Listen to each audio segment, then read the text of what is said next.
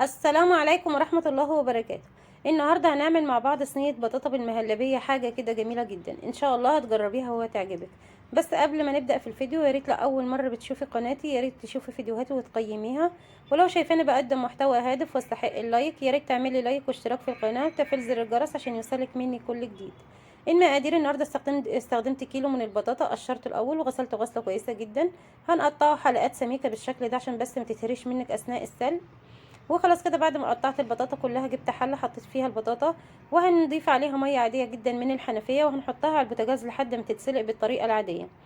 هنسيب البطاطا تتسلق، عايزاها تتسلق سلقه كامله عشان بس تتهرس معاكي بكل سهوله. وخلاص كده بعد البطاطا ما اتسلقت هضيف كوبايه من الحليب، وكمان هنضيف عليها معلقتين كبار من النشا، المعلقه تكون مليانه كده، معلقه هرميه.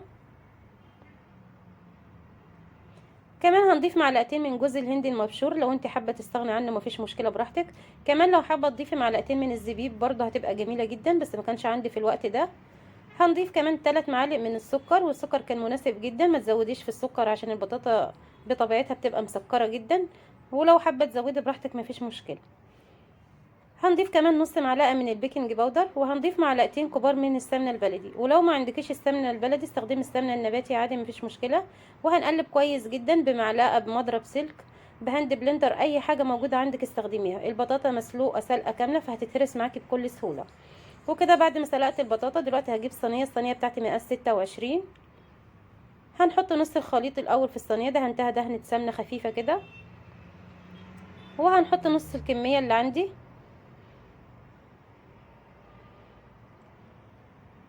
شايفين قوام البطاطا؟ قوامها كريمي وجميل جدا. وخلاص كده هسويها بالمعلقه وهركنها على جنب دلوقتي لحد ما نجهز الطبقه التانية.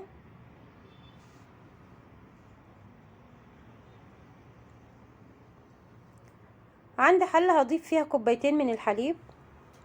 المقدار ده انا عاملاه على مقاس صينيه 26، لو الصينيه بتاعتك اكبر من كده هتزودي في مقدار المهلبيه.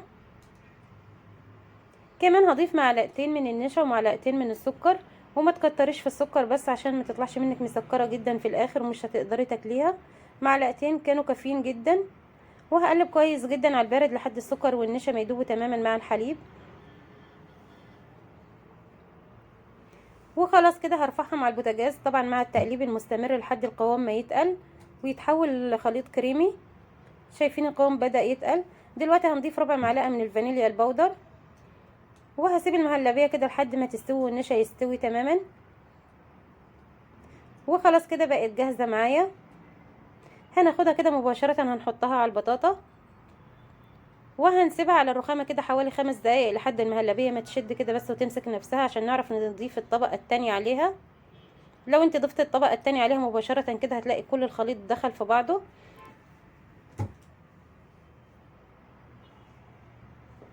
هنحط طبعا المقدار كله، كان مناسب جدا للصينيه مقاس 26. هسيبها زي ما قلت لك على الرخامه كده 5 دقايق بس المهلبيه تشد كده وعشان اعرف اضيف الطبقه التانية.